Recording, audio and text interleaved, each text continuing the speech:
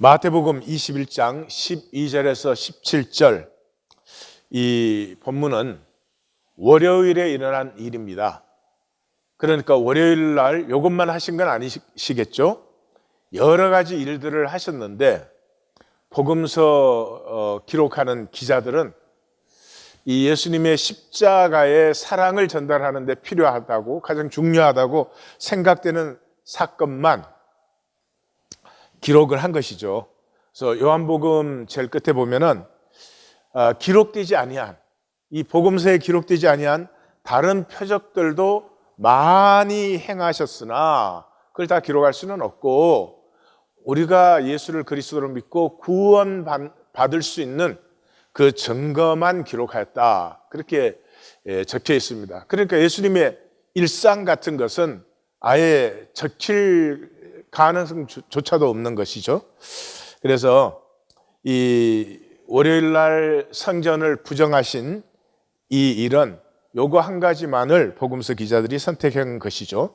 근데 마태복음에서는 주제가 주인을 배척하는 성전 종교예요. 그래서 요 21장 끝이 포도원 농부의 비유로 끝나요. 포도원 농부가 주인이 농부들에게 포도원을 맡기고 타국으로 멀리 여행을 갔어요. 추수 때가 되어서 종들을 보냈어요. 그랬더니 이 농부들이 거부해요. 다른 종을 보냈어요. 또 거부해요. 그래서 이번에는 아들을 보냈더니 이 아들을 죽이고 우리가 포도원을 차지하자, 이런 비유를 하죠. 그러니까 마태복음에서는 이 21장의 중심이 바로 여기에 있다 하는 걸 볼 수가 있어요. 사복음서에 다 기록된 본문입니다. 그런데 마가복음과 누가복음에서는 만민이 기도하는 집을 너희가 강도의 소굴로 만들었다 하는 것이 이 핵심이죠. 그래서 마가복음과 누가복음은 그 사내들인이 이제 예수를 죽일 모의를 하는데, 그렇게 결정까지 했는데, 마가복음에서는 사람들이 그의 교훈의 논란이 두려워서 못하고, 누가복음에서는 다 그에게 귀 기울여 듣고 있기 때문에 그 앞에서 잡을 수가 없었다, 이제 그렇게 되죠. 그리고 요한복음은 상당히 다른 것을 강조하죠. 내 아버지의 집을 장사하는 집으로 만들었다 하면서 성전은 예수님의 몸이다. 예수님의 몸이 뭐죠? 교회죠. 교회는 그리스도의 몸이라 그랬으니까 참 성전은 하나님 안에서 한 가족된 사람들, 그리고 그것의 머리가 될 수는 예수님의 몸이 참 성전이다 하는 것이 이제 요한복음의 강조점이죠. 마태복음은 무엇을 강조하는가? 마태복음의 본문의 특징부터 우리가 들어가도록 하겠습니다. 14절, 12, 13절은 다른 복음서와 똑같죠. 14절부터 마태복음이 다르죠. 거기에서 이렇게 말합니다. 맹인과 저는 자들이 성전에서 예수께 나아오매 고쳐주시니, 이렇게 합니다. 그러니까 맹인과 그러면 이미 이제 마태복음에서는 이사야 35장을 떠올리셔야 돼요. 그래서 세례 요한이 제자를 보내었을 때 맹인이 보며, 못 걷는 사람이 걸으며, 나병한 자가 깨끗함을 받으며, 못 듣는 자가 들으며, 죽은 자가 살아나며, 가난한 자에게 복음이 전파된다고 하라. 다시 말해서 이사야 35장이 이루어지고 있음을 얘기해 줘라. 다시 말해서 내가 메시아임을 가서 말씀드려라, 이렇게 한 거죠. 그래서 마태복음에서는 다른 복음과 달리 맹인의 기사가 더 많이 나오고 특별하게 나오죠. 두 맹인의 기사도 벌써 2번이나 나왔죠. 그래서 이 맹인과 저는 자들이 나왔다 하는 것은 이사야 35장을 의미하고 있는 것이에요. 그래서 성전에서 예수께 나오매 고쳐주셨다. 그러니까 성전은 하나님께 나오는 거죠. 하나님께 왜 나와요? 사죄받고 고침받으러 나오는 거죠. 그러니까 성전에서 예수께 나왔는데 고쳐주었으니까 누구예요? 예수님이 성전의 주님이시죠. 예수님이 야훼 하나님이시죠. 성전은 백성들이 야훼 하나님께 나와서 고침받는 자리죠. 근데 이게 전혀 이루어지고 있지 않은데 예수님이 성전에 들어오시니까 이 맹인과 전원자들이 예수께 나오니까 고쳐주셨어요. 그러니까 예수님이 이 성전의 주님인 것을 분명하게 보여주고 있죠. 그리고 20장 두 맹인의 그 사건에서도 우리를 불쌍히 여기소서 하는 그 참된 부르짖음으로 나올 때 주님께서 멈춰 서시고 만나 주시는 모습을 보여주고 있죠. 그러니까 성전은 하나님을 만나는 자리죠. 하나님의 무엇을? 하나님의 인격이 거하는 곳이고 하나님의 영이, 그러니까 하나님의 인격이 거하는 곳이고 그 하나님의 인격의 중심은 긍휼에 있죠. 긍휼에 있어요. 근데 이 하나님의 긍휼을 만날 때까지 우리는 거짓으로 삽니다. 예. 내가 노력하거나 깨닫거나 뭐 이렇게 해서 진실을 살 수 있는 것이 전혀 아닙니다. 아버지의 긍휼, 나를 향한 긍휼을 만날 때 거짓으로 사는 삶에서 자유해져요. 거짓으로 사는 삶이 뭐예요? 돈으로 사는 삶이에요. 돈 가지고 진실 만들어요?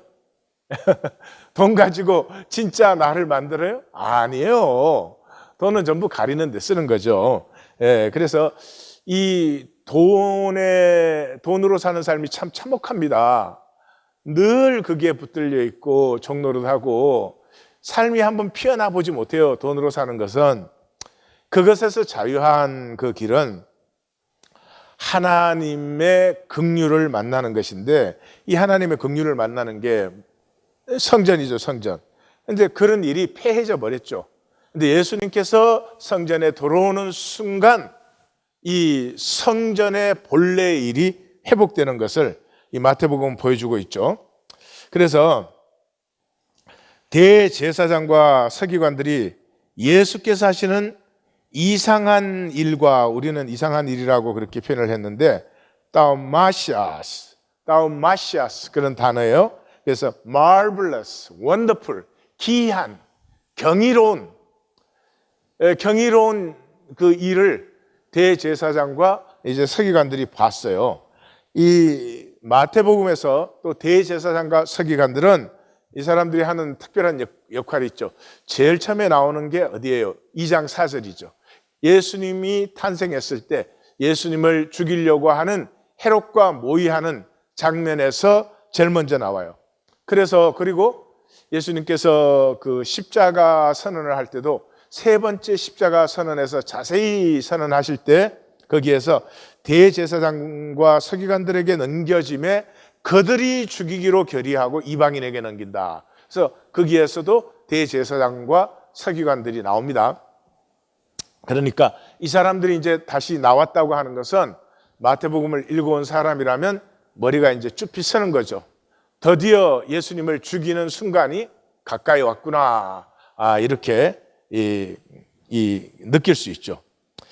이 산헤드린은 우리가 대개는 예루살렘에만 있는 것처럼 생각들을 하시는데 산헤드린은 모든 도시에 있습니다.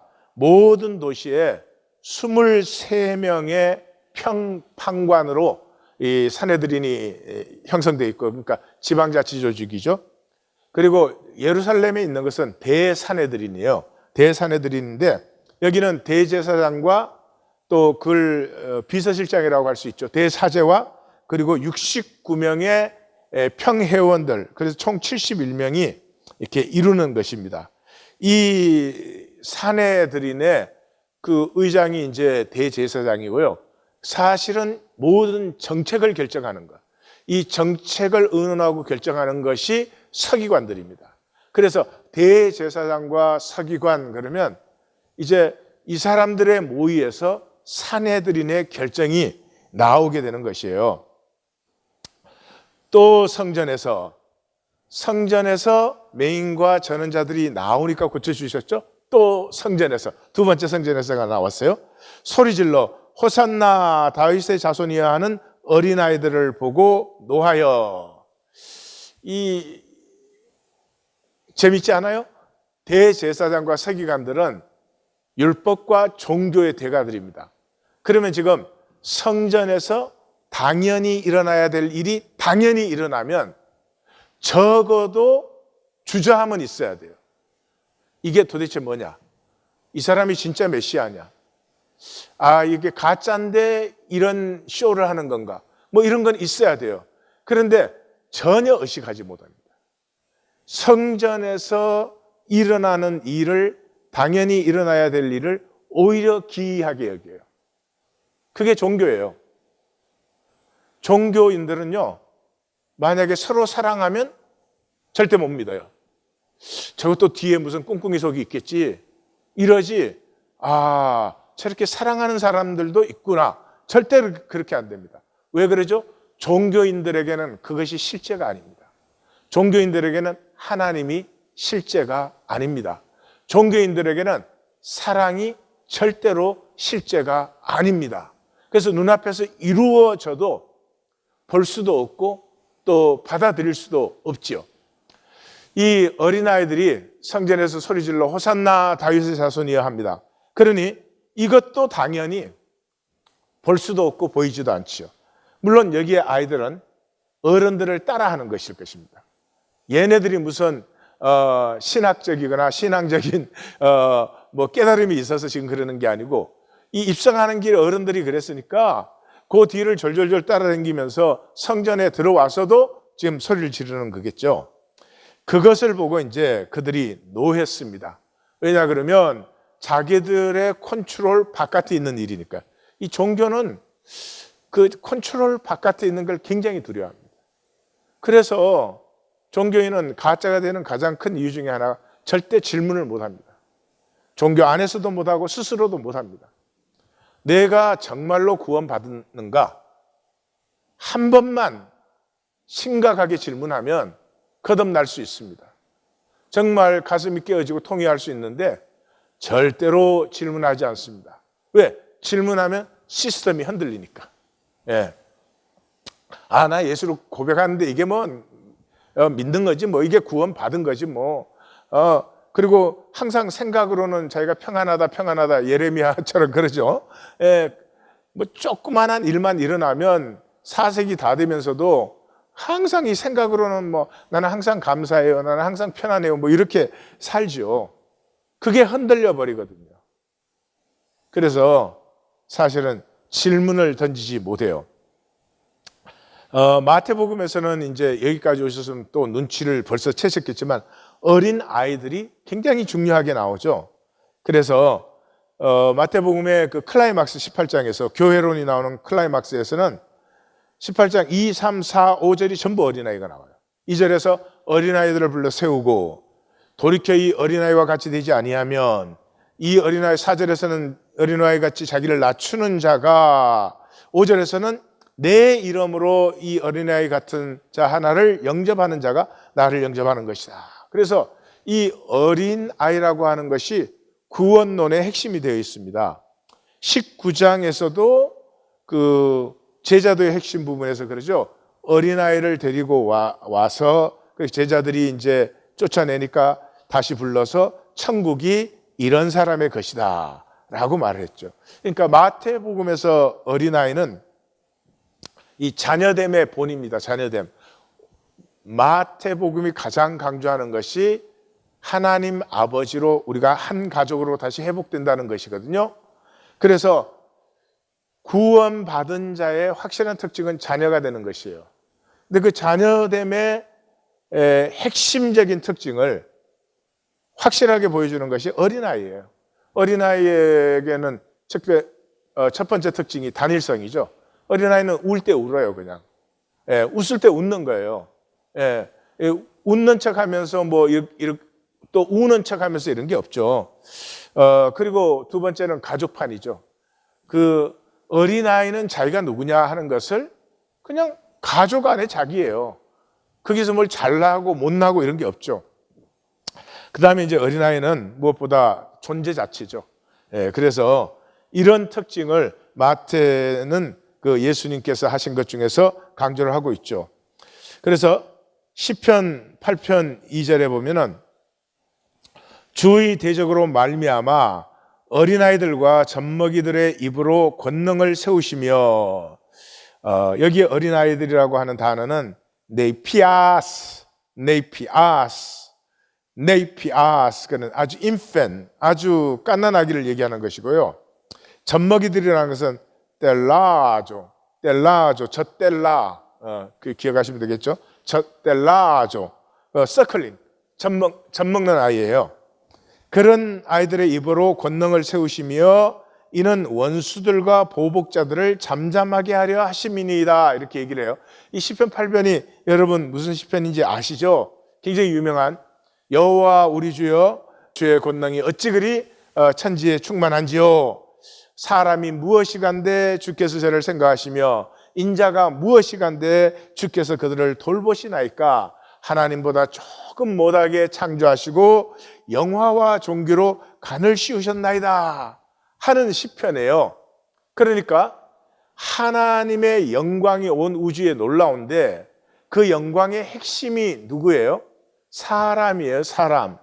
그 사람을 어떻게 그렇게 하나님보다 살짝 못하게 지으신 후에 영화와 종교로 간을 씌우셨는지, 여호와 우리 주의 영광이 어찌 그리 아름다운지요, 이거거든요. 그러니까 여기 시편 8편이 얘기하는 것은 사람이 뭘 갖다 붙여서가 아니고, 사람이 뭐 이런 조건이 있고 저런 조건이 있어서가 아니고, 하나님이 창조한 사람은 벌거벗었으나 부끄럽지 아니한, 그게 사람 자체죠. 그래서 예수님이 자기를 인자라고 부르죠. 사람 됨으로만 얼마나 무한한 아름다움과 신비와 복됨이 사람 속에 있어요. 그게 자연스럽게 피어나면 그게 어마어마한 복인데, 세상은 이걸 전부 거꾸로 만들어가지고 무슨 뭐를 해야 되고 이루어야 되고 세워야 되고, 거기에 어떻게 됐어요? 그래, 하나도 진실이 없고 다 거짓이 들어왔죠. 번쩍지근하게 뭐 세상을 만들어 놨는데 실제로 아무것도 없어요. 그 안에 진정한 사랑이 있느냐? 진정한 하나됨이 있느냐? 정말 자유로, 자기 자신으로 자유하게 자기를 누리는 삶이 있는, 아무것도 없어요. 하나님의 영광을 다 폐해버리고 우리의 그 배설물로 뭐 난리를 치는 거죠. 그래서 이 어린아이들과 젖먹이들이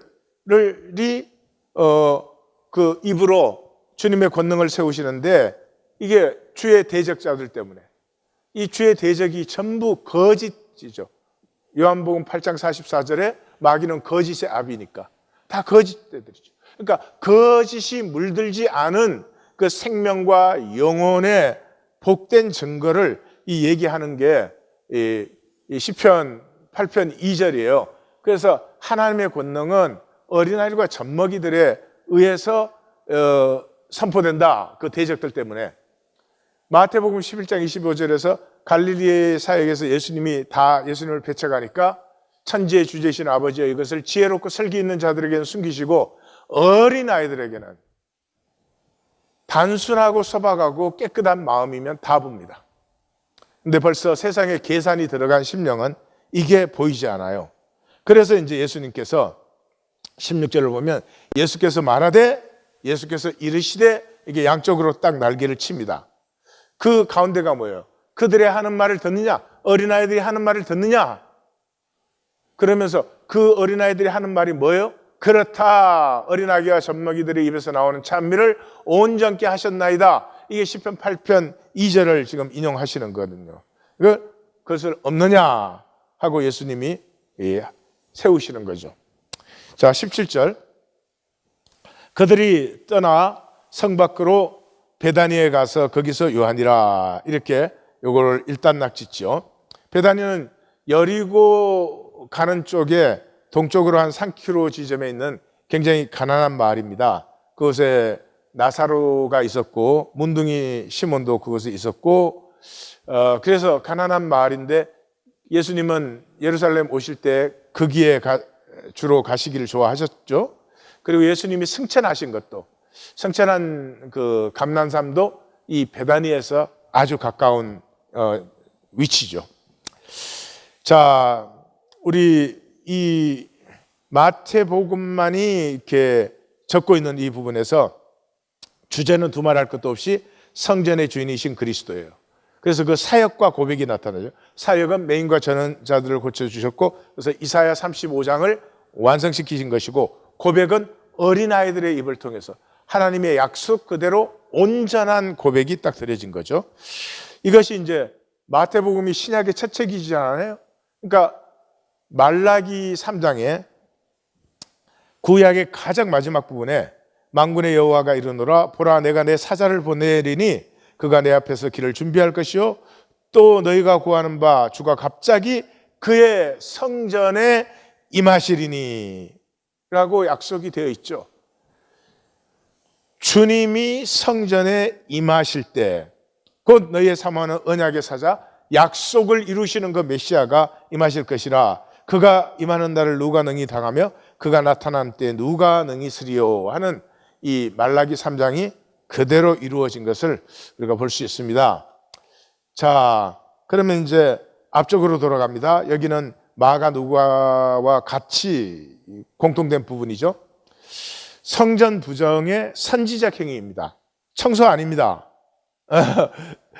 예, 성전을 청소했다고도 다들 그러죠. 성전을 청소하셨으면 예수님은 굉장히 게으른 청소부죠. 그게 얼마나 넓은데 그 조금 한 부분 이렇게 살짝 청소한 거죠.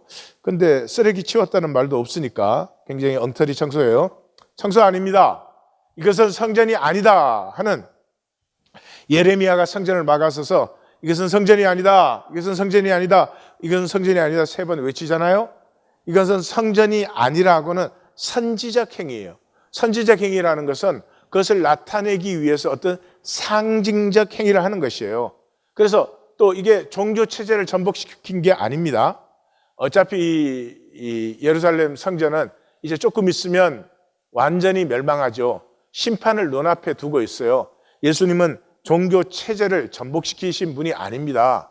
종교가 본질로 돌아오라고 분명히 경고하셨지만 종교가 돌아오지 않으면 스스로 멸망하는 것이죠.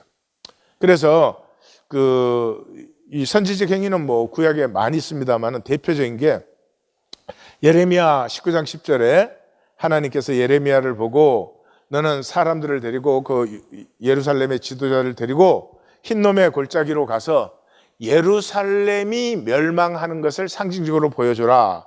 근데 그걸 어떻게 보여주느냐? 그 함께 간 자의 목전에서 옹기를 들고 가서 그 옹기를 깨트려라. 이 옹기를 깨트리는 것이 하나님이 예루살렘을 멸망시키겠다 하는 상징적 행위죠. 그러니까 이것은 예수님의 선지적 행위입니다. 성전 규모 자체가 엄청납니다. 그러니까 그걸 뭐 어떻게 다 둘러엎을 수도 없고 다 쫓아보낼 수도 없고 그래요. 그 딱 한 부분에서 상징적, 선지적 행위를 보여준 것이죠. 그리고 이 성전에서 성령이 오시고 교회가 탄생한 후에 이 예루살렘 교회가 잠시 이 성전에서 예배를 병행했죠.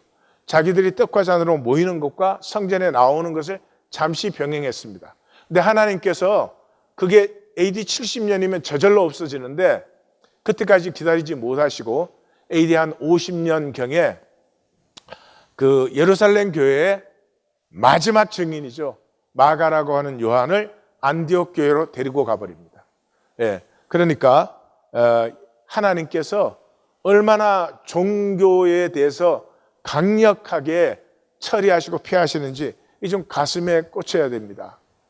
그러니까 종교인은 세속인보다도 하나님에게는 더 대적하는 사람들이에요. 왜냐 그러면 자기 하나님을 갖고 있으니까요.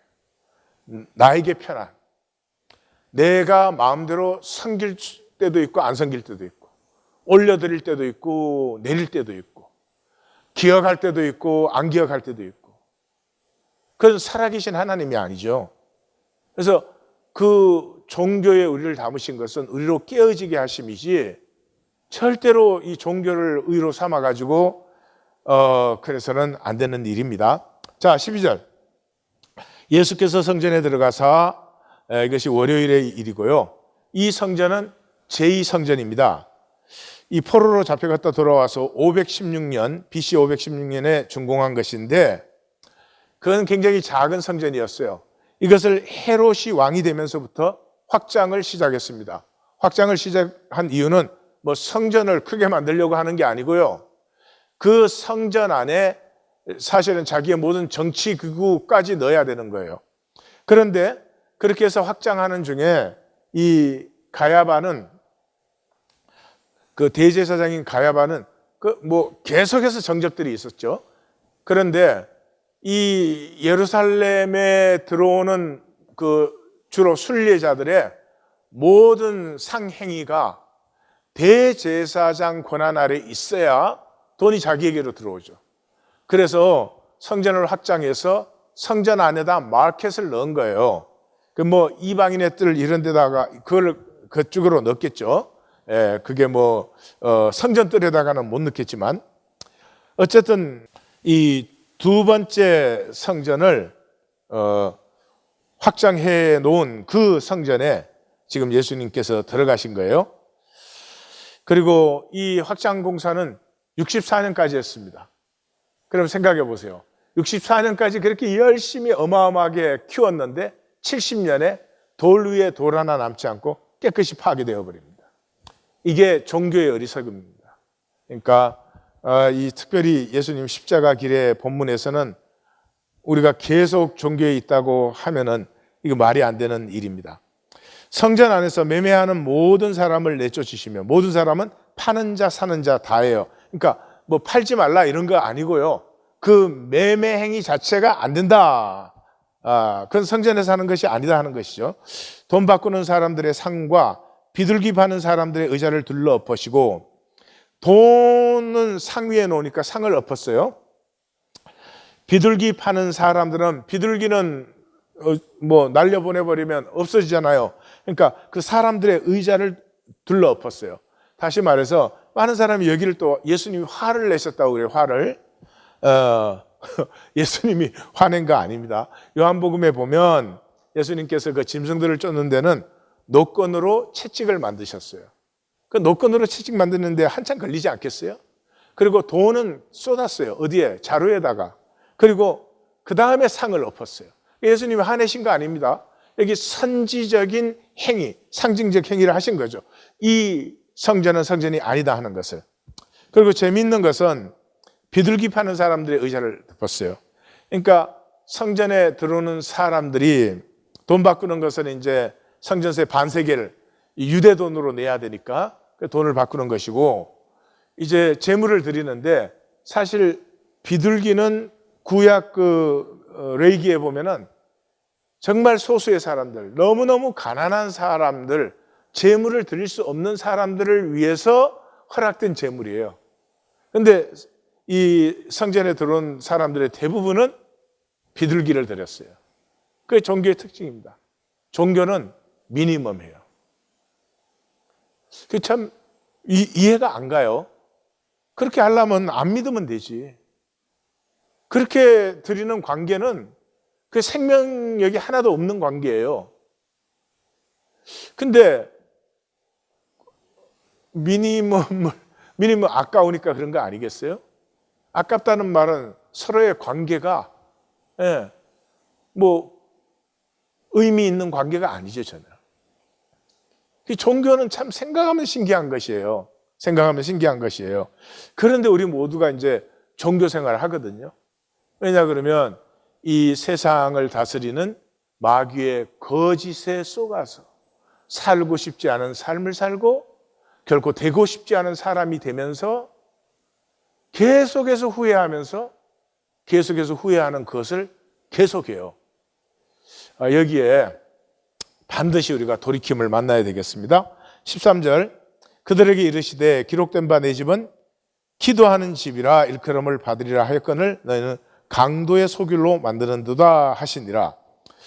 이 이사야 56장 7절에 이는 내 집은 만민이 기도하는 집이라 일컬음이 될 것이다. 그래서 여기 회복된 성전의 비전이죠. 그래서 여기에는 이방인도 나올 수 있고 고자도 나올 수 있는 만민이 기도하는 집이다. 그런데 너희가 강도의 소굴로 만들었다. 이 강도의 소굴 부분은 예레미야 7장 부분이에요. 예레미야 7장은 너희는 이것이 성전이라 하는 거짓말을 믿지 말라. 이것이 성전이라 하는 거짓말을 믿지 말라. 이 세 번 나오는 부분이 있거든요. 거기에서 너희가 도둑질하며 살인하며 간음하며 거짓 맹세하며 바알에게 분향하며 너희가 알지 못하는 다른 신들을 따르면서, 그러니까 세상을 살면서 내 이름으로 일컫는 이 집에 들어와서 내 앞에 서서 말하기를 우리가 구원을 얻었나이다 하느냐? 이 모든 가증한 일을 행하려 함이냐? 우리말로 바꾸면 세상을 살다가 교회에 와가지고는 나는 구원의 확신이 있습니다. 구원의 확신을 받았습니다. 이러는 거죠. 11절 내 이름으로 일컬음을 받는 이 집이 너희 눈에는 도둑의 소굴로 보이느냐? 우리말로 바꾸면 너희가 교회라고 부르면서 이게 거짓의 집으로 보이느냐? 에? 나에게 하나님 하면서 나의 임재와 내 말과 뜻은 전혀 상관도 관심도 없고 너희들끼리 인간관계, 인간 조직, 인간 제도, 인간 전통 나 곧 내가 그것을 보아. 굉장히 재밌지 않아요? 나 곧 내가 너희를 종교를 보니까 그것밖에 보이지 않는구나. 그래서 이 가야바가 상권 장악을 위하여서 성전 안에 그 마켓들을 개조했는데 그게 BC 19년에서 8년까지 했는데 주민들은 굉장히 싫어했습니다. 왜냐 그러면 거기서 장사하면 또 대제사장에게 또 세금을 또 내야 되거든요. 그래서 주민들은 굉장히 싫어했습니다. 그래서 예수님이 선지적 행위를 했을 때 어쩌면 주민들은 좋아했을 것입니다. 자, 참 성전은 나의 몸이다. 우리의 몸이 성전입니다. 예. 그러나 성전이 되기 위해서는 주인이 임재하셔야죠. 예수님께서 성전에서 맹인과 전원자들이 예수께 나오매 고치시니까 예수님이 그 자리에 있기 때문에 성전에 본래 되어야 될 일들이 된 것처럼 우리의 몸이 성전인데 그렇게 되려면 주인께서 내 몸을 다스리고 계셔야죠. 임재하셔야죠. 그래서 고린도전서 3장 16절에 너희는 너희가 하나님의 성전인 것과 하나님의 성령이 너희 안에 계시는 것을 알지 못하느냐 그랬고 6장 19절에서는 너희 몸은 너희가 하나님께로부터 받은 바 너희 가운데 계신 성령의 전인 줄 알지 못하느냐 너희는 너희 자신의 것이 아니다. 예, 그렇죠. 예, 내 몸은 스스로 주체가 되지 않습니다. 몸은 스스로 주인이 될 수 없습니다. 그러므로 몸은 반드시 주인이 있습니다. 그 주인이 뭐예요? 둘 중에 하나죠. 돈이든지 주님이든지. 돈이 주님이 되면 삶이 고달파요. 그러니까 계산을 잘 해봐야 됩니다. 만약에 내가 돈을 주인으로 모시면 돈이 많이 돈을 주고 원하는 대로 쓸 수 있게 그런다면 또 그 생각도 해볼 수 있을지 모르겠습니다만은 돈이 주인이 되면 평생 돈 때문에 고생할 뿐만 아니라 모든 관계를 폐합니다. 부모 자식 관계도 폐해집니다. 돈이 들어가면. 그러나 주님이 주인이 되시면 하나님이 주인이 되시면 하나님 안에서 모든 것을 누리니까 그래서 우리가 잘 스스로 계산하셔서 결정하실 바입니다. 이게 내 주인이 돈도 아니고 그렇다고 내 주인이 하나님도 아니고 결정하는 게 부담이 돼가지고 은근슬쩍 중간에서 그렇게 지내시는 게 그게 더 어렵습니다. 차지도 덥지도 않은 것이 훨씬 어려운 것을 아셔야 됩니다. 자, 성전이 너희가 하나님의 성전이라고 했는데 그 성전은 하나님의 임재가 있는 것이죠. 하나님의 임재가 있다는 말은 하나님의 인격이 현현되는 것이고 그 인격 현현의 중심은 긍휼에 있습니다. 솔로몬이 성전을 건축하고요. 솔로몬이 1,000번제를 드리잖아요. 또 우리 기독교는 정말 1,000번제 그러면 솔로몬이 1,000번 번제를 드린 줄 알아요. 1000번제예요. 1000번 번제가 아니고 한 번 드린 거예요. 한 번. 한 번 드리는데 소를 1000마리 한꺼번에 잡은 거예요. 군대도 크고 백성도 크니까 그렇게 많이 잡은 거죠. 1000번제 드리고, 그러니까 하나님이 뭐 원하느냐, 그러니까 지혜를 원했죠. 그 지혜를 받아가지고 그 지혜를 똑바로 쓰지 않고 하나님을 주인으로 쓰지 않고 자기가 주인으로 쓰는 바람에, 그래서 건축을 하는데, 성전 건축하는데 7년, 자기 궁궐은 12년 걸려서, 만 12년. 그래서 둘이 합해서 20년 걸렸습니다. 그래서 봉헌 기도를 하는데 뭐 현란한 기도를 합니다. 현란한 기도. 여러분 열왕기상 들어가서 한번 읽어보세요. 현란한 기도. 여러분 기도는 현란하면 안 됩니다. 아버지 앞에서 이게 죄인 중에 괴수고 뜨악한 자가 기도하는데 기도가 너무 막 현란하면 나는 현기증이 나요. 예. 가슴이 아프고 터져야죠, 우리가. 그래서 그래도 하나님이 그 기도를 이제 다 들어요. 이 엎드려 절받기죠. 하나님은 이 성전을 원하지 않았죠. 예. 그런데 솔로몬이 중앙집권제 확증시키려고 한 거 아니에요? 그러고는 하나님 여기 계시옵소서, 그러니까 하나님이 그걸 받으세요. 그걸 받으세요. 받는데 조건부로 받죠. 그래, 네가 이렇게까지 한다면 내가 그걸 받는다. 근데 그것을 이렇게 말하죠. 여호와께서 그에게 이르시되 내 기도와 내가 내 앞에서 간구한 바를 내가 들었은즉 나는 내가 건축한 이 성전을 거룩하게 구별하여 내 이름을 영원히 그곳에 내 이름을 그곳에 둔다는 말은 내 임재가 그곳에 있다. 내 눈길과 내 마음이 항상 거기 있으리니 항상 내 임재가 거기에 있다. 그런데 딱 한 가지 조건이 있다. 그게 뭐냐? 내가 만일 내 아버지 다윗이 행한 같이 마음을 온전히 하고 바르게 하여 내 앞에서 행하면 내가 내게 명령한 대로 온갖 일에 순종하여 내 법도와 율례를 지키면, 한 가지죠. 너희 아버지 다윗이 한 대로만 해. 그러면 내가 항상 그곳에 내 임재를 둔다. 내가 너의 아버지 다윗에게 말하기를 이스라엘의 왕위에 오를 사람이 내게서 끊어지지 아니하리라 한 대로 내 이스라엘의 왕위를 영원히 경고하게. 네가 내 아버지 다윗처럼만 하면은 너의 왕위를 내가 영원히 경고케 하겠다 그랬죠. 그런데 다윗이 한 게 뭡니까? 다윗이 한 건 돌이킴밖에 없습니다. 다윗은 회개의 왕자입니다. 회개의 왕자예요. 그 압살롬 반란 일어났을 때도 그 언약궤를 가지고 왔을 때, 시므이가 저주할 때 얼마나 그 처절한 회개입니까? 우리는 일생에 그런 회개 한 번도 힘들 거예요. 그런데 마지막에 인구 개수하잖아요. 이 왕이 이양시켜야 되니까. 그 인구 개수 때 또 다시 처절하게 회개를 하죠. 다윗의 시편들을 한번 읽어보십시오. 다윗의 시편들 속에 찬양과 회개밖에 없어요. 저는 인류 문학의 가장 아름다운 문학이 시편 51편이라고 생각을 하는데 이게 다윗의 시편이에요. 육체로 이 세상을 우리가 산다는 것은 끝없는 돌이킴밖에 없어요. 예, 살지 못한 것을 아파하는 것밖에 없어요. 우리 중에 누가 감히 내가 살았습니다 할 수 있겠어요?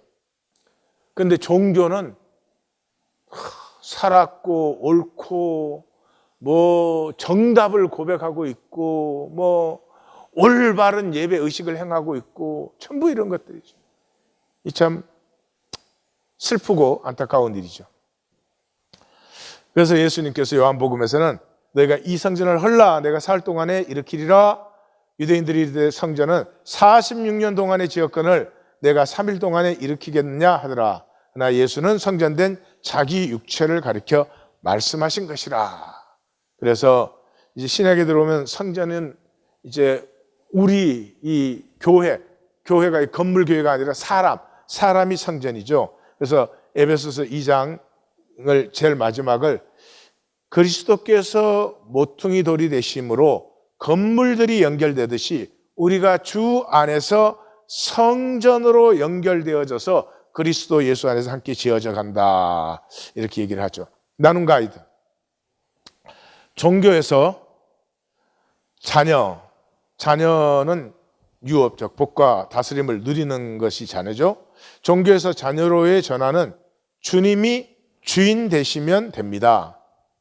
종교는 입술로는 주여 주여 부르지만 자기 삶의 주인은 돈이 되어 평생 그 멍에를 지고 허무에 굴복하고 썩어짐의 종로로 갑니다. 돈은 다스려야 됩니다. 돈을 다스리는 사람은 삶에 생기가 있고 돈이 없어도 부족함이 없어요. 또 돈이 없어서 일을 하지 못하거나 그런 일이 없어요. 돈은 필요할 때 나를 지나가면 돼요. 붙들고 있는 자가 어리석은 자예요. 그래서 생명을 피우는 가장 복된 길은 말씀의 청지기로 사는 것이에요. 몸은 주인이 필요합니다. 몸은 스스로 주체가 절대로 될 수 없어요. 그런데 이게 돈을 주인으로 삼아 놓으면은 평생 참 고생하고는 결국은 멸망하죠. 말씀의 청지기가 되어서 하나님을 섬기는 것이 가장 복된 길이에요. 그래서 시편은 이렇게 시작되죠. 오직 여호와의 말씀을 즐거워하여 그 말씀을 주야로 묵상하는도다. 그는 시냇가에 심은 나무가 철을 따라 열매를 맺으며 그 잎사귀가 마르지 아니함 같으니 그가 하는 모든 일이 다 형통하리로다. 사랑하는 성도님들, 제가 설명했어요. 제 설명 듣지 마세요. 제가 답을 제시했어요. 제 답 가지고 답인 줄로 아시면 큰일 납니다. 스스로 질문하세요. 스스로 질문하세요. 우리 5가지 질문 같이 나누었잖아요. 이거 줄이면 3가지예요. 스스로 나는 어떤 삶을 살고 싶은가? 살고 싶은 삶을 사십시오. 2번째, 돈과 나의 관계는 어떤 관계인가? 종노릇하지 마십시오. 다스리십시오. 그 다음에 나는 이 믿음을 사는 단순 소박한 영성이 있는가? 뭘 복잡하게 알고 이런 거 아닙니다. 그냥 하나님과 어린아이 같이 간단하게 교통하고 대화하고 또 행동하는 그런 영성이 있는 거죠. 스스로 질문하셔서 나의 진실을 신앙으로 피울 때가 되었습니다. 사랑하는 주님,